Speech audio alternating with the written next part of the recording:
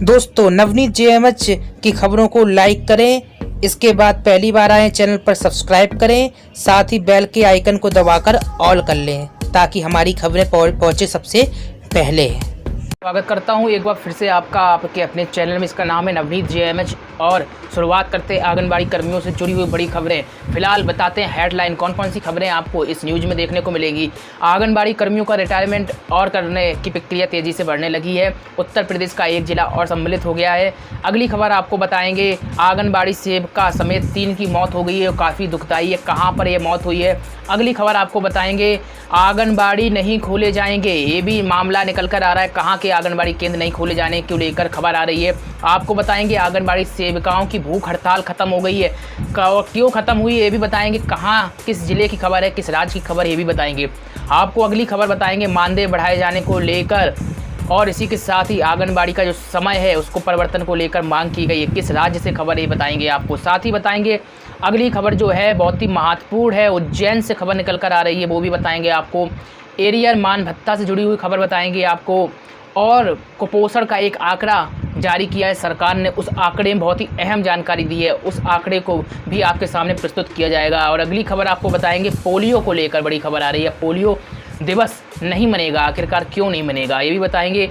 और लॉकडाउन के दौरान 3% बच्चे कुपोषित पाए गए हैं। लॉकडाउन आपको मालूम होगा जब से लागू हुआ तब से अभी तक का आंकड़ा बताया जा रहा है, उसमें बच्चे इतने ज़्यादा कुपोषित पाए गए हैं। और लास्ट खबर बताएंगे दस्त पखवाड़ा निरंतर पखवाड़ा का आयोजन होगा, कहाँ की खबर है बताएंगे। शुरुआत करते हैं पहली बड़ी खबर से जो हमें प्राप्त हो रही है।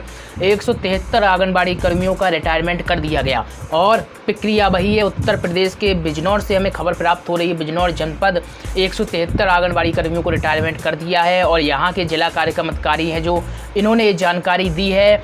यहाँ पर 1975 आंगनबाड़ी कार्यकर्ता और सहायिकाएँ हैं और ज़िले में करीब 3000 आंगनबाड़ी कर्मी कार्यकर्ता और सहायिकाएँ कार्यरत हैं और इनकी आयु संबंधी प्रमाण पत्रों पर कोई विशेष ध्यान नहीं दिया गया था। विभाग में जमी 62 साल की आयु की आंगनबाड़ी कर्मियों को रिटायर कर दिया गया। 173 आंगनबाड़ी कार्यकर्ता व 62 सहायिकाएँ 62 साल से अधिक उम्र की पाई गई हैं और इनकी सेवा समाप्त करके इनसे चार्ज वापस ले लिया गया और अन्य की जांच चल रही है। जो भी 62 साल से अधिक उम्र में पाया जाएगा उनका रिटायरमेंट किया जाएगा।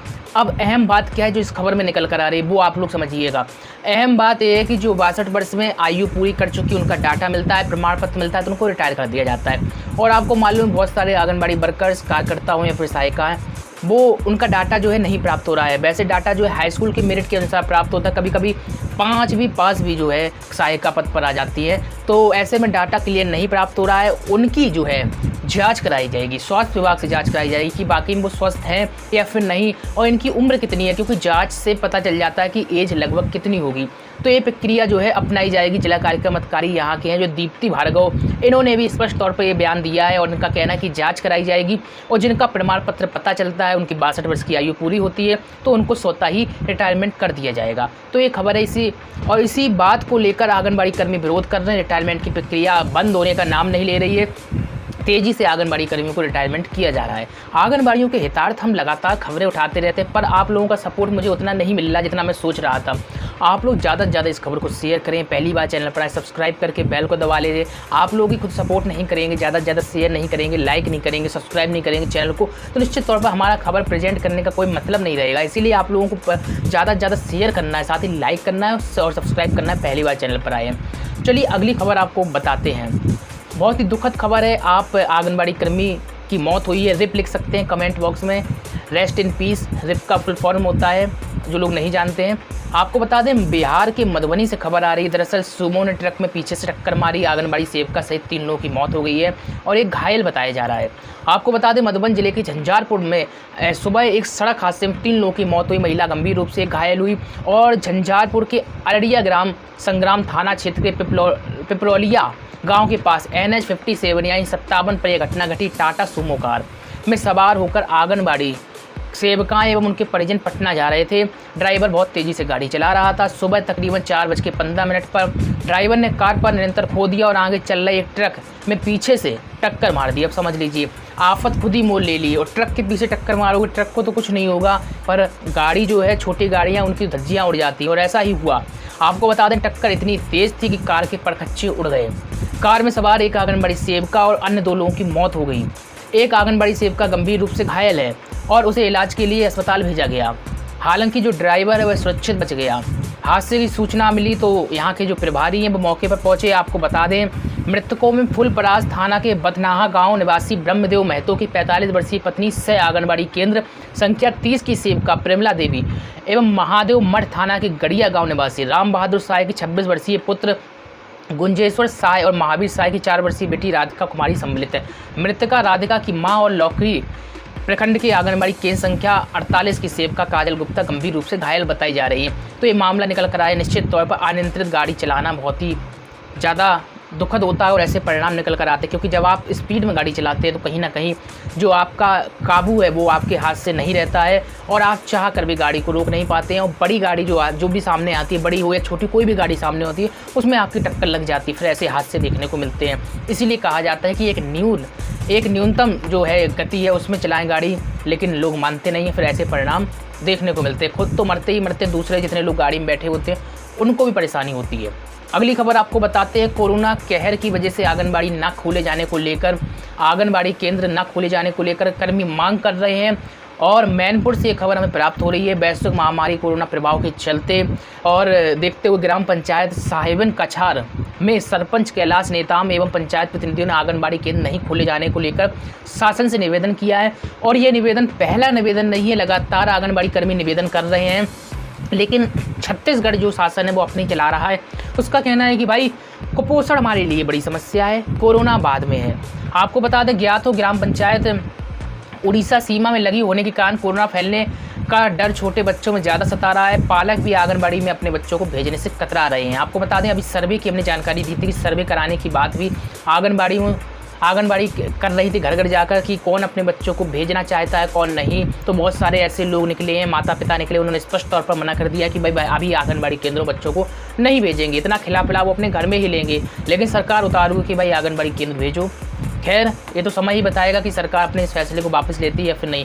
आपको बता दें, कोरोना महामारी से लड़ने के लिए प्रशासन के साथ कदम से कदम मिलाते हुए यह पंचायत चल रही है और आंगनबाड़ी केंद्र बंद किए जाने की मांग शासन से की गई है।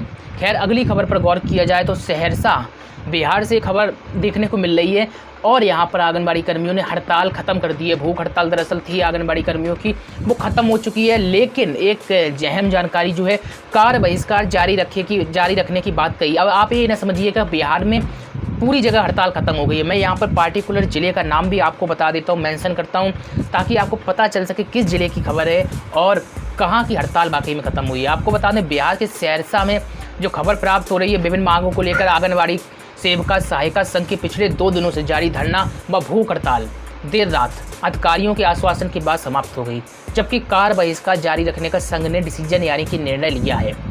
आपको बता दें, वर्षा एवं गर्मी से बेहाल आंगनबाड़ी सेविका सहायिकाएं अपनी मांगों को लेकर स्टेडियम के निकट भी सड़क पर डटी रही। इस दौरान 2 सेविकाओं की तबीयत बिगड़ गई और जिसको देखते हुए जिला प्रशासन हरकत में आया और संघ नेतृत्व से लंबी बात के बाद हड़ताल तुड़वाने में भी सफल रहा। खैर, अब क्या बात हुई होगी, क्योंकि बातचीत तो बहुत होती है लेकिन असल मायने में जो होना चाहिए वो नहीं होता है। आपको बता दें, शनिवार की देर रात्रि 11 बजे सदर एसडीओ शंभुनाथ झा, सदर एसडीपीओ राजेश कुमार, एडीएम तोसी सहित अन्य अधिकारी धरना स्थल पर पहुंचे और हड़ताल कर रही सेविका सहायिकाओं से बातचीत की। संघ आयुक्त व डीएम के धरना स्थल पर आने की जिद पर आंगनबाड़ियां आ रही थी, उनका संघ अड़ा था, लेकिन अधिकारियों के आश्वासन के बाद सहमत हो गई और भूख हड़ताल को समाप्त कर दिया।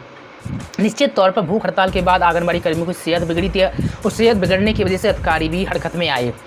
अब जो यहाँ की जिलाध्यक्ष है, इन्होंने जानकारी दी है कि अधिकारियों के आश्वासन के बाद और उनकी मांगों को जिला अधिकारी के स्तर से भेजने की बात के बाद मांगे जो है अगर जिला प्रशासन के स्तर का नहीं है तो उन्होंने बताया कि हमारी मांगों का ज्ञापन एसडीओ को रविवार को संघ शिष्टमंडल द्वारा दिया। अहम बात यह है कि हड़ताल खत्म हो गई है, अधिकारियों ने आश्वासन दिया है, कोरा आश्वासन अभी तक मिलता रहा है, फिर आश्वासन दिया। खैर, देखते हैं कि आश्वासन दिया है वाकई में ये काम करते हैं या फिर नहीं। बहुत सारी आंगनबाड़ियाँ आरोप लगाती हैं कि जो संगठन है मिल जाते हैं अधिकारियों के साथ, उसके बाद वो सेटअप करके ख़त्म कर लेते हैं। खैर, ये तो हिडन बात है उनकी और आपसी बात है, और अगर ऐसा होता तो काफ़ी दुर्भाग्य की बात है, ऐसा नहीं होना चाहिए।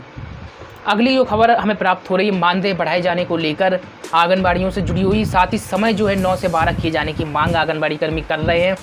एक खबर कहां से आ रही है, मध्य प्रदेश के मंदसौर से खबर प्राप्त हो रही है। आपको बता दें, बुलंद आवाज नारी शक्ति आंगनबाड़ी कार्यकर्ता सहायिका संगठन ने अपनी मांगों को लेकर कैबिनेट मंत्री जो है हरदीप सिंह को ज्ञापन सौंपा है। ज्ञापन में कहा गया है कि आंगनबाड़ी कार्यकर्ता व सहायिका किसी भी शासकीय विभाग के अधिकारियों से ज़्यादा काम कर रही हैं, लेकिन मानदेय सबसे कम दिया जा रहा है। बहुत ही दुर्भाग्य की बात है। मध्य प्रदेश में तो मानदेय तब भी अन्य राज्यों से काफ़ी अच्छा है, लेकिन अन्य राज्यों की अगर कंपेयरिंग की जाए तो बहुत ही बुरे हालात हैं। उत्तर प्रदेश के तो हालात और भी बुरे हैं। आपको बता दें, कोरोना संक्रमण के खतरे के बावजूद सरकार के निर्देश के अनुसार कार्यकर्ता अपनी जान की परवाह न करते हुए पूरी ईमानदारी से अपना काम कर रही हैं। मांग की गई कि कोरोना काल में आंगनबाड़ी की जिन कार्यकर्ताओं की मृत्यु हुई उनके परिजनों को 50 लाख की बीमे की राशि दी जाए और सभी कार्यकर्ताओं सहायिकाओं को 20 से 25,000 रुपये प्रतिमाह दी जाए। साथ ही आंगनबाड़ी का जो समय है 9 से 12 किया जाए। अब मध्य प्रदेश से आप खबर देख रहे हैं तो हमें ये बताइएगा, क्या आंगनबाड़ी केंद्र खुलने लगे हैं? क्योंकि आप समय की मांग कर रहे हैं, अभी आंगनबाड़ी केंद्र खुलने तो दीजिए। अगर नहीं खुल रहे हैं, समय की मांग बाद में कर लीजिए। जो आपकी प्रमुख मांग है वो करिए। आपको बता दें, कार्यकर्ताओं को ऑनलाइन मोबाइल कार्ड से मुक्त किए जाने की मांग भी की जा रही है, क्योंकि आंगनबाड़ियों का कहना है वो मोबाइल से काम नहीं कर पा रहे हैं। और इस मौके पर कई लोग हैं जो मौजूद रहे हैं। अगली खबर आपको हम बताते हैं, उज्जैन से आ रही है। दरअसल महिला बाल विकास विभाग के अंतर्गत जिला कार्यक्रम अधिकारी ने जानकारी दी है कि उज्जैन जिले में संचालित बाल विकास परियोजना में आंगनबाड़ी कार्यकर्ता के 17 और सहायिका के 18 अस्थायी एवं मानदेय आधारित रिक्त पदों की पूर्ति के लिए पात्र महिला आवेदन कर सकते हैं। तो उज्जैन से वैकेंसी निकली है, आप फार्म अप्लाई कर सकते हैं अगर कंडीशन फॉलो करते हैं। पता करिएगा स्थानीय स्तर पर आपके क्षेत्र में कहाँ वैकेंसी निकली, लेकिन अगर उज्जैन जनपद से हैं तो अप्लाई कर सकते हैं। इच्छुक महिला आवेदन को भर सकती है और 25 सितंबर 2020 तक कार्यालय दिवस में शाम 5 बजे तक निर्धारित प्रारूप को जमा किया जा सकता है। और अधिक जानकारी के लिए आप स्थानीय स्तर पर कार्यालय में भी संपर्क कर सकते हैं। अहम बात जो है, अगली खबर जो हमें निकल कर आ रही है, पंजाब के मुक्तसर से आ रही है। एरियर सहित मान भत्ता जारी करने की मांग है। आपको बता दें, ऑल इंडिया आंगनबाड़ी मुलाजिम यूनियन की सूबा कमेटी के आह्वान पर ब्लॉक मुक्तेश्वर साहिब की आंगनबाड़ी का वर्कर व हेल्परों ने ब्लॉक प्रधान छिदर कौर की अगुवाई में सरकार के खिलाफ अपनी मांगों को लेकर रोष व्यक्त किया है और जमकर नारेबाजी की है। आंगनबाड़ी वर्करों व हेल्परों ने मुख्यमंत्री व सामाजिक सुरक्षा स्त्री बाल विकास विभाग पंजाब को जो मंत्री हैं अरुणा चौधरी, इनको एक मांग पत्र तहसीलदार प्रवीर कुमार के माध्यम से भेजा है और जिसमें कहा गया है कि अक्टूबर 2018 वर्कर एवं हेल्परों के मान भत्ते में किए गए क्रमवार 600 और 300 रुपये की बढ़ोतरी का एरियर सहित जारी किया जाए और जो कि अक्टूबर 2018 से लागू है कि अदायगी एरियर समेत की जाए और इसी के साथ ही रुका हुआ मान भत्ता तुरंत दिया जाए। खाली पड़े पदों पर भर्ती की जाए। प्री प्राइमरी स्कूलों में दाखिला किए गए 3 सालों से 6 साल तक के बच्चों को आंगनबाड़ी केंद्रों में वापस भेजा जाए और पंजाब की वर्करों व हेल्परों को हरियाणा पैटर्न पर मान भत्ता लागू की जाए। आपको बता दें, इस मौके पर कई वर्कर जो हैं उपस्थित रहे। अगली जो खबर निकल कर आ रही है, उत्तर प्रदेश के मुरादाबाद से खबर है। यहाँ पर कुछ आंकड़े हमें दिखाई दे रहे हैं। इस आंकड़े के अनुसार बच्चों के कुपोषण की दर को बताया जा रहा है। दरअसल संभल से ये खबर है, राष्ट्रीय पोषण माह चल रहा है और इसी को लेकर कुछ जानकारियाँ निकल कर आई हैं। आंगनबाड़ी केंद्र बाल विकास विभाग के अधिकारी अपने नेतृत्व में बच्चों को पर्याप्त आहार उपलब्ध कराएं और उन्हें सुपोषित बनाने का काम करें। और आप बता दें, बड़ी बड़ी बातें हमें देखने को मिल रही हैं, बड़ी बड़ी बातें हम आपको नहीं बताएंगे और अहम बात है वो बताएंगे। आज के बच्चे कल के भविष्य है, ये तो सभी रट्टी बात करते हैं, लेकिन ज़मीनी स्तर पर उनका पुष्टाहार खा लेते हैं, निदेशालय में बैठकर विभिन्न योजनाओं को खा लेते हैं और बात करते हैं बच्चे भविष्य हैं। बच्चे भविष्य कैसे हैं जब आपके जो शासन स्तर पर टेंडर प्रक्रिया होती है उसमें लंबा घोटाला होता है और हर चीज़ खा लेते हैं अधिकारी और ऊपर से कहते हैं बच्चे कल के भविष्य हैं। वाकई में कमाल की बात है। और ख़ास तौर पर इसमें अहम जानकारी जो नहीं निकल कर आ रही है, बस इतनी ही जानकारी है कि आपको बता दें 6 से जो अगस्त 2020 तक शिशु से लेकर 6 वर्ष तक के बच्चों में से 25% बच्चे कुपोषित हैं। लाल श्रेणी के अंतर्गत आने वाले अति कुपोषित बच्चों की संख्या 16,400 है, जो कि कुल बच्चों की संख्या का 7.18% है, जबकि पीली श्रेणी के अंतर्गत कुपोषित बच्चों की संख्या 42,000 है। तो ये जानकारी बाल विकास विभाग द्वारा जारी की गई है। और अगली जो अहम खबर आ रही है, पोलियो से जुड़ी हुई खबर आ रही है। दरअसल आंगनबाड़ी कर्मी पोलियो की दवा भी पिलाते हैं, तो उनके लिए अहम हो जाता है कि पोलियो पिलाने जाएंगे या फिर नहीं। उत्तर प्रदेश के प्रतापगढ़ से खबर देखने को मिल रही है, पोलियो की खुराक इस बार आंगनबाड़ी कर्मी नहीं पिलाएंगे। उसका रीजन क्या है? दरअसल कोरोना वायरस की वजह से इस बार पल्स पोलियो अभियान पर ग्रहण लग गया है और प्रदेश सरकार ने अग्रिम आदेश तक पोलियो खुराक पिलाने पर रोक लगा दी है। शासन के लाखों रुपए खर्च कर 5 लाख तक के बच्चों 5 साल तक के बच्चों को मुफ्त पोलियो की खुराक दी जाती है। 20 सितंबर से स्वास्थ्य विभाग अभियान चलाता है। इस बार भी स्वास्थ्य विभाग ने तैयारी की थी, लेकिन कोरोना ने इस पर ग्रहण लगा दिया। पोलियो की ड्रॉप पिलाने वाली आशा बहुओं के साथ आंगनबाड़ी कर्मियों की ड्यूटी कोरोना में लगा दी गई है और इसी को देखते हुए प्रदेश सरकार ने पल्स पोलियो अभियान पर अग्रिम आदेशों तक रोक लगा दी है। अब इस मामले में सीएमओ का क्या कहना है? सीएमओ का कहना है कि जन्म लेने वाले बच्चों को तत्काल पोलियो की खुराक दी जाएगी, मगर इस बार अभियान चलाकर और घर घर टीम भेजकर पोलियो की खुराक नहीं पिलाई जाएगी। यानी कि पोलियो का कार्यक्रम जो है इस बार रद्द किया जाता है उत्तर प्रदेश के प्रतापगढ़ से। निश्चित तौर पर पूरे जब एक जनपद में खबर आ रही है तो पूरे संपूर्ण राज्य में खबर आई, क्योंकि कोरोना में सभी आंगनबाड़ी कर्मी ड्यूटी कर रहे हैं। तो इस बार पल्स पोलियो अभियान रद्द किया जाता है।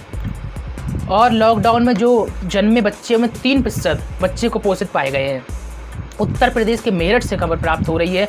आपको बता दें, कोरोना काल में जहां सब कुछ प्रभावित हो रहा है तो वहीं बच्चे भी कुपोषण का शिकार हो रहे हैं और 3% बच्चे जो यहाँ पे कुपोषण की जद में आ गए हैं। जाते जाते एक खबर आपको और बता देते, बिहार के समस्तीपुर से आ रही है। दस्त नियंत्रण पखवाड़ा की तैयारियों को लेकर बैठक हो रही है और जिले में सघन दस्त नियंत्रण पखवाड़ा की तैयारी स्वास्थ्य विभाग कर रहा है। 16 से 29 सितंबर तक यह अभियान चलेगा, जिसमें बच्चों को ORS पैकेट एवं डायरिया ग्रस्त बच्चों को 14 गोली जिंक की दी जाएंगी। तो अहम बात यह है और बाकी कुछ जो है अहम बात नहीं है। बस यहाँ पर सभी खबरें खत्म होती हैं और ज़्यादा खबरों के लिए चैनल को सब्सक्राइब करिए, बेल को दबाकर ऑल कर लीजिए, लाइक और शेयर करना मत भूलिए ताकि आपको अपडेट मिलती रहे। कमेंट में बहुमूल्य प्रतिक्रिया दीजिए। मिलते हैं आपसे नई अपडेट में। नमस्कार।